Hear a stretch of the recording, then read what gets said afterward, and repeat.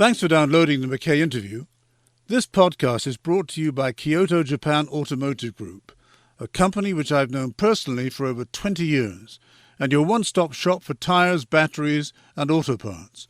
Visit their website at www.kyotojap.com for more details.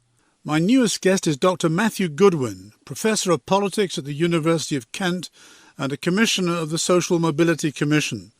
He's one of the UK's leading contemporary academic researchers and commentators on Britain's changing political and social attitudes. I hope you enjoy the podcast.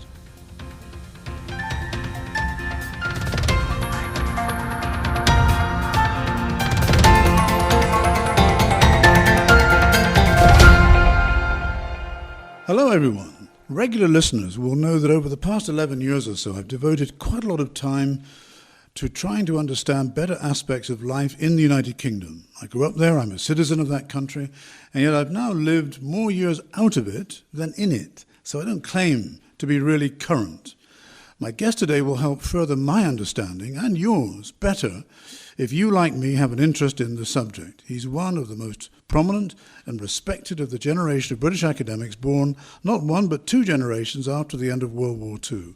Thus he sees political and social change through a different lens than the political scientists that I grew up with, and because of his relative youth, has a shorter personal perspective on past events. Now, he's visiting Geneva to address the British-Swiss Chamber of Commerce just after this interview, and we're in a quiet corner of the very comfortable Hotel Royal in the heart of the city. Dr. Matthew Goodwin is Professor of Politics at the School of Politics and International Relations at the University of Kent in the historic English city of Canterbury.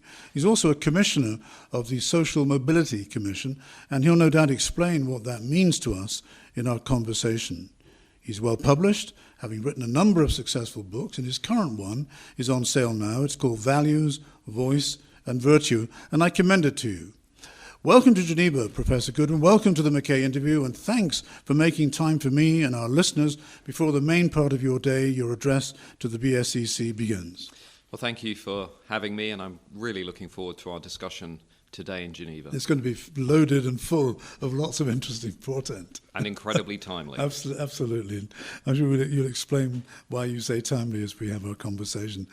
Professor Goodwin, Matt, if I may, seen from this distance of Switzerland, having not been to the UK since just before COVID-19, and not having lived there for almost 40 years, the UK does not seem to be doing well these days, at least on the home front. Though I've never been an expat who takes pleasure in knocking Britain when living abroad, reading the news, listening to the radio and watching TV these days reminds me of the UK that I once lived in as a young man with a young family in the late 1970s and early 80s when I left there never to return. I've never been back. High mortgage rates, 17 to 18% as I recall, wage inflation approaching 20%, loss of national confidence, backbiting, blame gaming, strikes, and more strikes. That's what it was like then. Now, my question is, does history repeat itself, or as Mark Twain once said, it only rhymes? What's your broad assessment of the state of the UK today? Well, I think that's a very apt description. If you look through the post-war history of Britain, we have often succumbed to what we call bouts of declinism, this belief that actually things are getting worse, that the future is going to be worse than the present, that the present is already worse than the past. And you saw that certainly in the 1960s, you saw it in the 70s, as you say, and also for some people they saw it during some of the years of Margaret Thatcher. I think where the country is today, in the aftermath of that seismic Brexit referendum, in the aftermath then of the COVID pandemic, and now amid inflation and political chaos. Let's not forget we have just had 3 prime ministers in the last 12 months.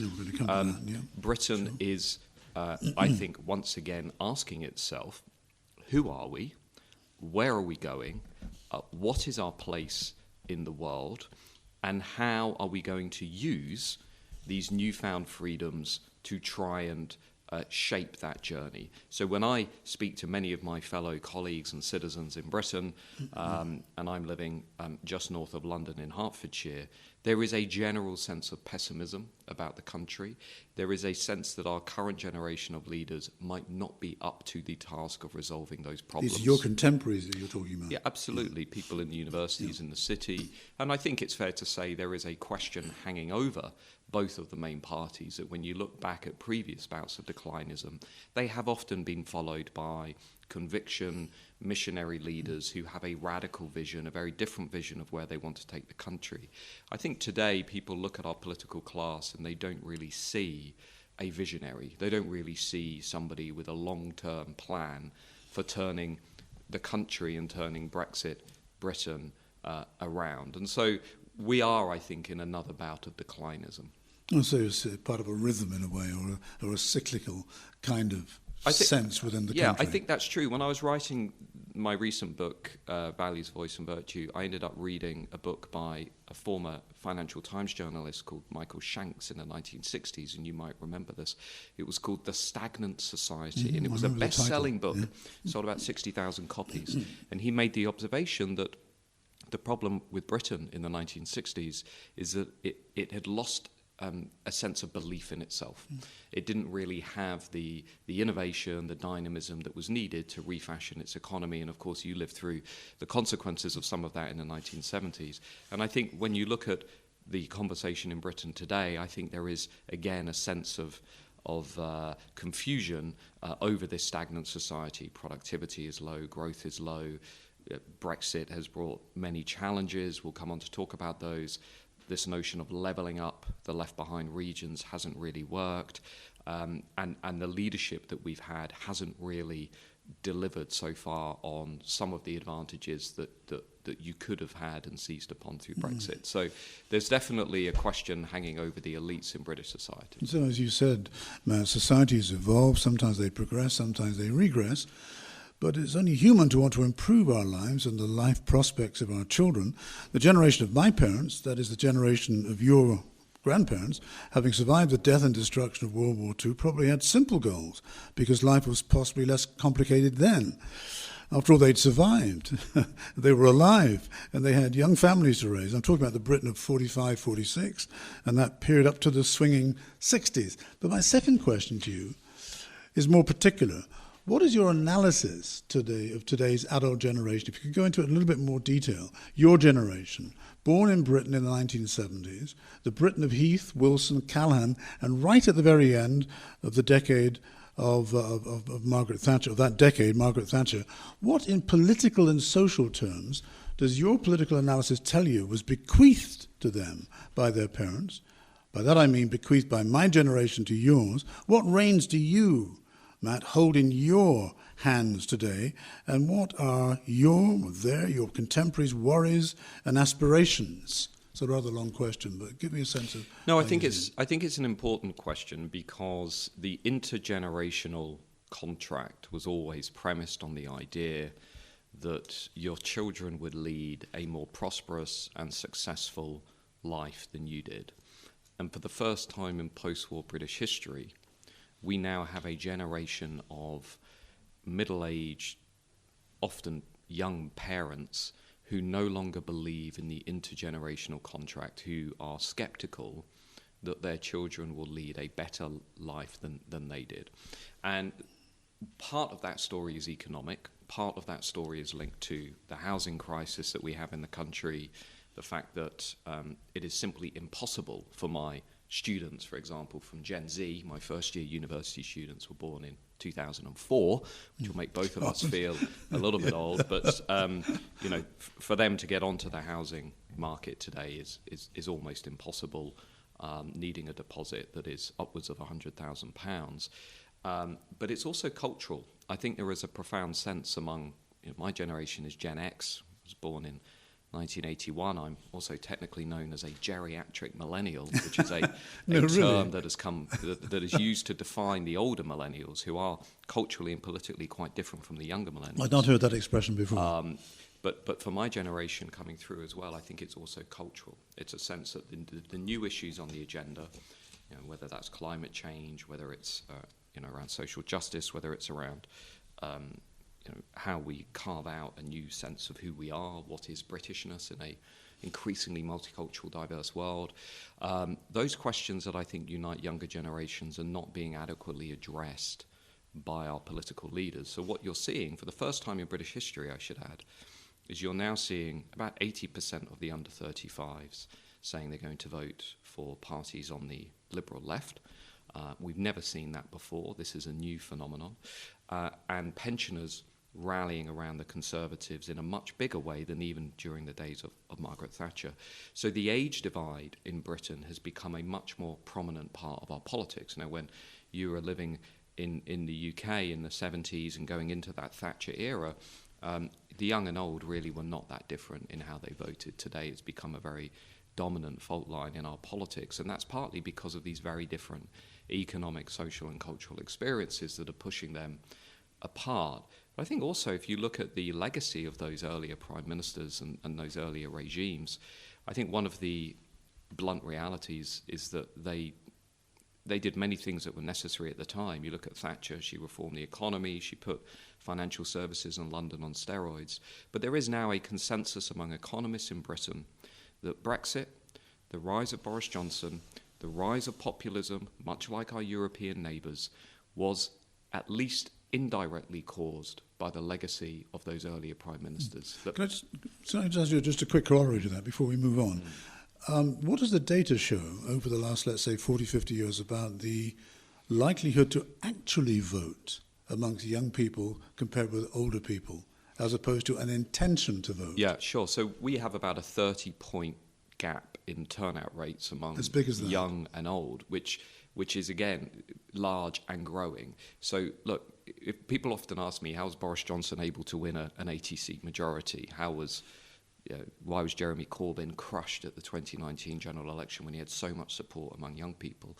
There are two things you need to really understand about British politics today. One is baby boomers are 30 points more likely to turn out and vote, and they're a larger generation, much larger generation than Gen Z or millennials. People forget this. Numerically. Numerically, there are many more of them. And the second thing is the education divide in politics today between graduates and non-graduates is geographical. So graduates are concentrated narrowly in the cities and university towns. So in a first-past-the-post system, both of those things basically give parties that appeal to older voters and those who haven't passed through university a really big advantage. And that advantage, of course, was one that put Boris Johnson in. People say, how was Boris Johnson able to win all of this support? Well, I'll tell you why. He mobilised the over 60s in an enormous way, but he also became the leader of the non-graduate majority.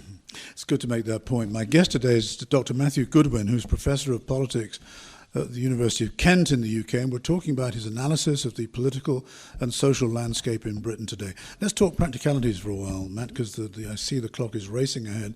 If the wheel that moves society round and onward is broken, how to fix it? Speaking as a political scientist, what do you see as the necessary remedial steps? Well, if you look at Britain today, I would say the big steps, the big challenges, one is we need to boost productivity as quickly as possible, and we need to produce a new political economy that can deliver growth. And when we talk later today here in Geneva about this, one of the points I'm making is that Britain simply no longer has a political economy that is capable of doing that. We need to look much more seriously at the growing polarization, not just in politics, but along the lines of geography and culture. We are, I fear, following America into very polarizing culture wars over our history, our identity, and who we are. And I've yet to see a leader emerge in British politics capable of bringing these different sides together. And one enormous thing that I know everybody will be thinking that I've not mentioned yet is the union. The union is weaker than at any time in my life. I'm 41 years of age. Scotland was on the verge of leaving, came very close. Wales, you're beginning to see similar rumblings there. Ireland, Northern Ireland, of course, enormous tensions, much of which have been exacerbated by Brexit. The lack of a unifying story about who we are is also running through this fragmenting United Kingdom. My daughter is 18 months. By the time she's 50, will the UK be together? Will it be a functioning, viable, multinational state? I'm sceptical of that, Michael. Let's talk about social class, because something that interests me, and again, because I've been away a long time, and I see it as things evolve. Tell me how you see and analyse the different social class groups in the UK today. Are the old A, B, C1, C2, D, E categories that I was familiar with as a young man, as a student in the 50s and 60s, are they obsolete? And in your writings you talk a lot about elites.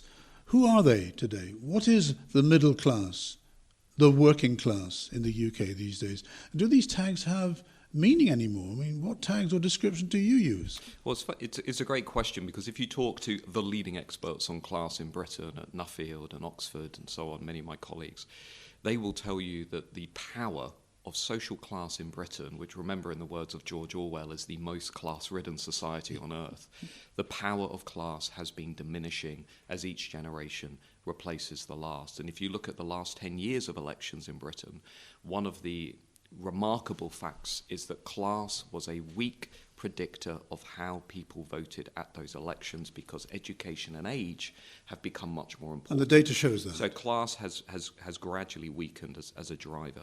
At the same time, we've seen these growing divides over education, which is why I talk about the rise of a new elite in British society. And let me be clear about what I mean by the term new elite.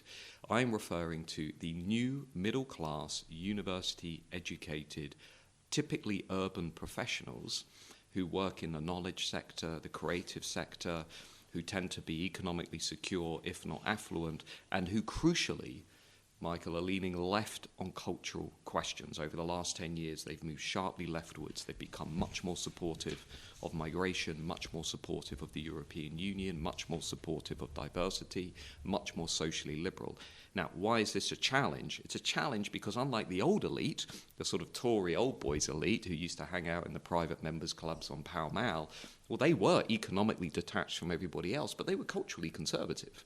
They believed in the country. They believed in the institutions. They were, small c, conservative and patriotic. The new elite, I think, are different. I think they are sceptical, if not cynical, about the country and its history and its past. And on that dimension, they are moving away from most voters, which again is why we've seen all of these populist upheavals. So you don't mean it as a pejorative, just as an observation of a change in the society. Absolutely, yeah. And what I'm drawing on arguments that have been made by many thinkers before me: Daniel Bell in the 1970s, Christopher Lasch in the 1990s, scholars who said, look, the elite is essentially breaking into two or three competing elite groups, and the new elite, the new middle-class graduate elite who dominate the institutions, who dominate the BBC, the universities, the civil service, many other institutions in British society, they're good people, they want to make the world a better place. But the problem is they have drifted so far leftwards on culture,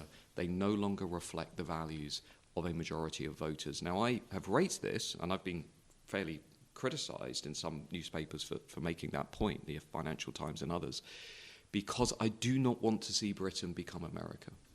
And closing the gap between the elites and the masses is one of the primary challenges facing all Western democracies, because unless we do that, we're going to have more of what we had over the last 10 years, from America to Austria to France to Sweden. And I don't need to tell the Swiss or an audience in Switzerland, right at the heart of everything, just how much political churn and change you've seen around you in other democracies in Europe. Britain, of course, historically avoided that. I want Britain to avoid that, but that means we need to look seriously at whether this new elite is representing the wider country. And the Swiss, because of the nature of the way the democracy is structured, work very hard on what they call cohesion. And they've got 4 languages as well. Well, you also have a direct conception of democracy. Absolutely. I imagine many Swiss looked at the Brexit referendum and thought, well, having a referendum is entirely natural. Absolutely. I think, debating these questions. And I suspect, last point, that the Swiss, and especially many of the people we'll be discussing these issues with today, probably looked at the Brexit vote and they might have thought, okay, that's the wrong decision, or I'm not sure what I feel about that. But they would have recognised the British people's concerns over free movement That's and right. EU institutions. That's right. I had a former president of Switzerland on this show talking about respecting the will of the majority. But as I see, also recognise that if you're in a democracy that only has a referendum once every generation, they're not that practised at it. Well, so I can be completely candid with you, Michael, and say I was one of a very few academics, about 10% of academics, who, in the aftermath of the referendum, no matter what we thought about the actual question, said, actually, for the sake of democracy, we need to implement this vote. I didn't campaign for Brexit. I would never have described myself as a Brexiteer, but I thought for the sake of democracy, we needed to see that through. Look, today's a very significant day in the UK because of the publishing later today, literally almost as we speak, of some very significant figures on immigration, migration, particularly illegal immigration. It's been a political hot potato, as you know, for a while. British politician Nigel Farage, who's been a guest on the British Swiss Chamber of Commerce stage about 10, 12 years ago, made a successful campaign out of the lead up to Brexit and forced the mainstream parties to the right. The Conservatives have made pledge after pledge after pledge, which have failed. How would you analyse and characterise this aspect of British political and social life today? Is the UK still a welcoming society? Are foreigners welcome, Matt? And the immigration debate seems like political poison and casts the UK, to many of us, in a very poor light when we look back in the UK from abroad. Well, I'm glad you've asked this question because I think it's the most pressing question in British politics, which is how can we, in the aftermath of Brexit, rebuild a society and an economy that brings people together and doesn't push them apart. And my concern, a controversial view you might say in Britain, is that actually our leaders have failed to learn the lessons of Brexit. And what they've done is they've doubled down on this policy of mass migration, which is basically contributing to an economy that is not growing and is unproductive, and in which companies can rely on cheap workers from abroad. So here's one of what we call the populist paradox in British politics, and this is really interesting, just new research that came out this year. Levels of racism and prejudice in Britain have never been lower. Our attitudes to immigration have softened since Brexit, right? Yet at the same time, we've seen the rise of these figures like Nigel Farage and Jacob Rees-Mogg or Suella Braverman, who take a very particular view on some of these questions. And I think that is ultimately because many people who are tolerant and welcoming and open to people from abroad can also sense that the regime that we have now in this country is not respectful of the stability and the order and the slow change that they want to see enacted. Look, as time is moving on, I just wanted to talk to you about the National Health Service.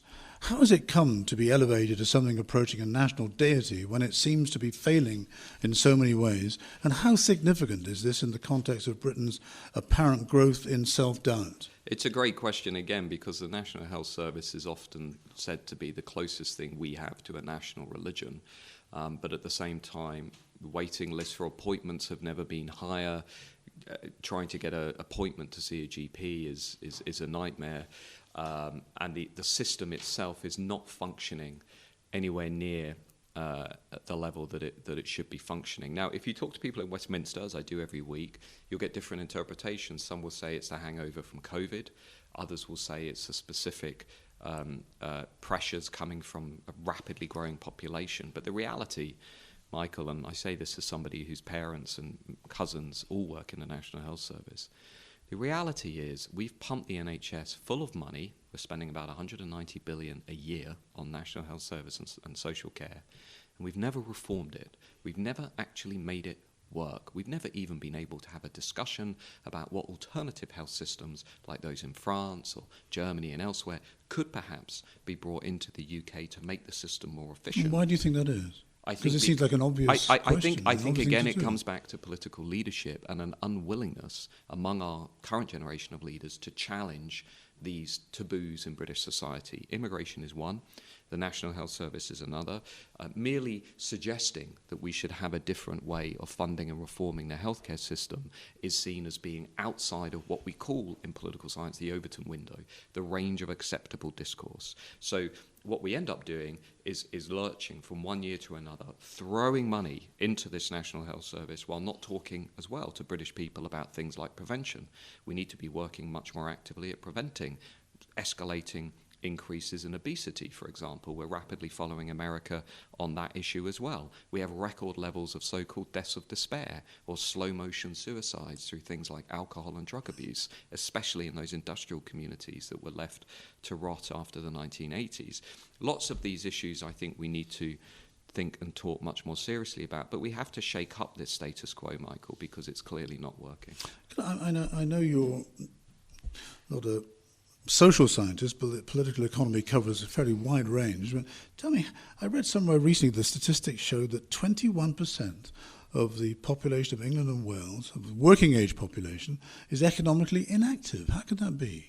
Well, again, many people in Britain don't want to talk about this, but we have nearly 5 million working age people relying on welfare benefits.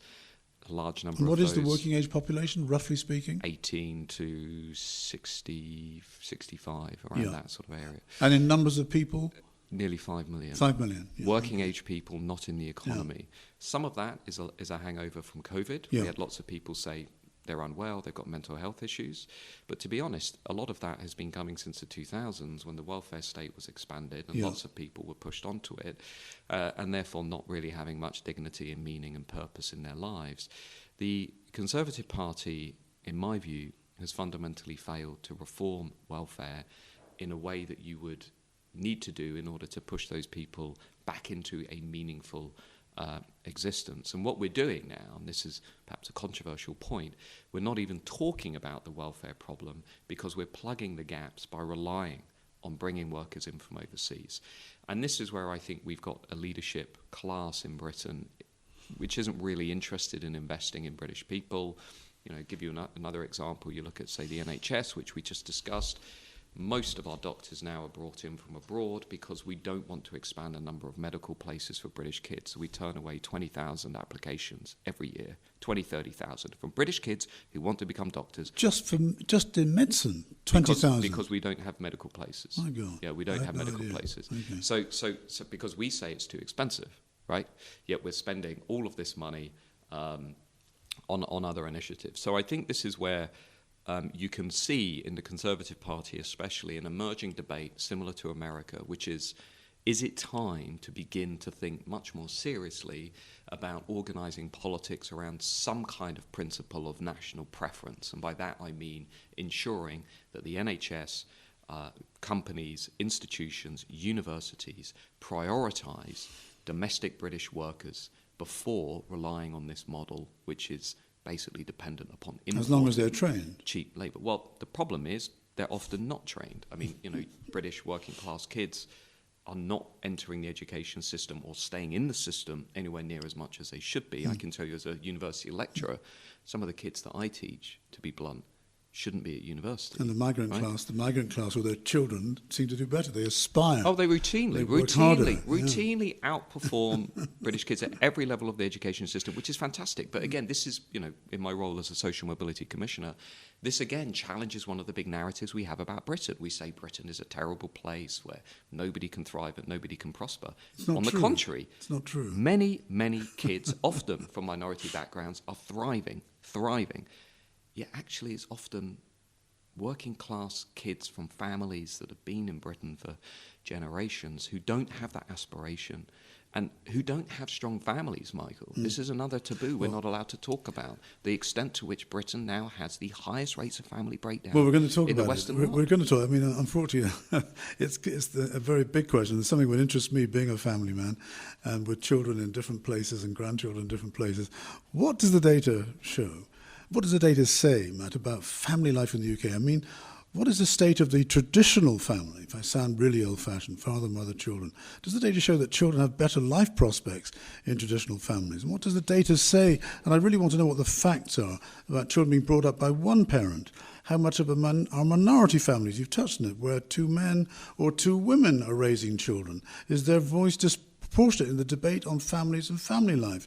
And is the traditional family under threat when government policy, it seems to me, is to encourage mothers to go back to work as quickly as possible after the birth and leave the children with so-called carers or in creches or with grandparents or aunts or the extended family? Am I misinformed, Matt? Does your academic work analyse societal and economic changes in this important area? Sorry, such a long question. No, let me answer it both as an academic and somebody whose parents divorced when I was 5, because I have a very strong interest in this. Britain not only has the highest rates of family breakdown in the Western world, but by the end of this decade will have record numbers of single-parent families. And the evidence in terms of what happens to children from those families is overwhelming. So we recently had a report by the Nuffield Foundation which showed that 43% of all British kids are no longer living with their mum and dad by the time they turn 18. So nearly half. Nearly half. Yeah. So I find that Yeah. statistic utterly depressing and striking. We also know that the kids who do end up in broken homes are much more likely to go through the criminal justice system, leave school early, not go to university, not do well, suffer from mental health issues and a whole range of other problems. And we know that, as somebody once said, it is simply much easier to raise strong children than it is to fix broken adults. But what we have are political leaders who are unwilling to do the things you need to do to build a pro-family economy. And I'll give you one example.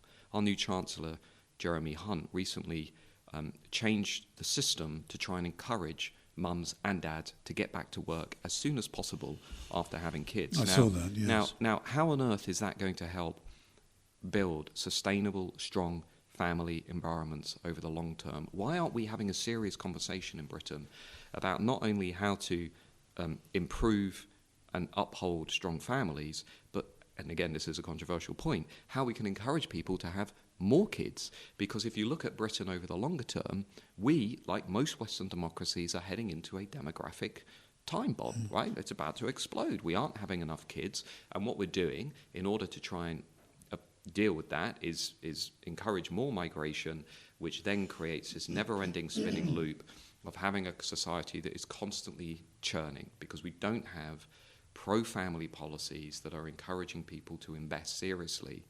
And I just think I was speaking at a conference recently in London where a number of MPs made this point, that unless we simultaneously support families and invest in building a country that recognises and promotes strong family development, we're going to have a serious problem. And those MPs were roundly attacked in the media for promoting an argument that was seen to be reactionary, that was seen to be right-wing, that was seen to be old-fashioned. Let me just say one thing, Michael. As the child of divorced parents, when I hear people say family breakdown is reactionary or talking about family is old-fashioned, I would say those people know absolutely nothing about what they're talking about. It's the most important thing, and it's the greatest investment any society can make. Just look at it from a GDP perspective. You want a strong growing economy, have strong families, right?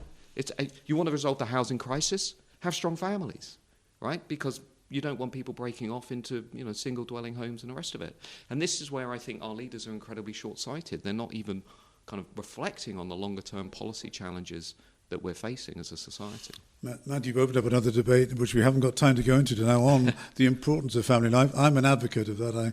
I agree 100% with what you've just said. I thank you for answering all my questions clearly, quickly, not easy topics to discuss, and I really hope that we can carry this conversation on another date. My guest today has been Dr. Matt Goodwin, Professor of Politics at the School of Politics and International Relations at the University of Kent in England. Thank you, Matt. Thank you, Michael. Thank you for having me.